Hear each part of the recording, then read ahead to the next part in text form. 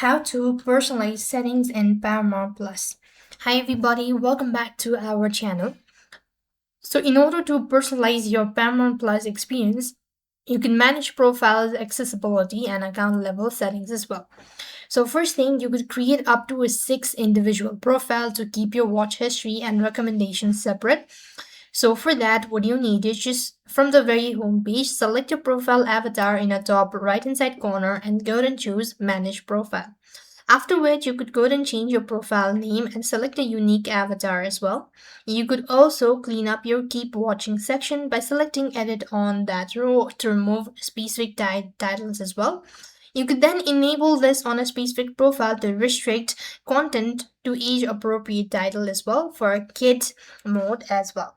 You could also go ahead and adjust the subtitle and audio. Likewise, you could also go ahead and select the account sections for privacy preferences as well. You could also toggle on or creative parental control or parental lock as well. So this way you will be able to personalize settings in Paramount Plus.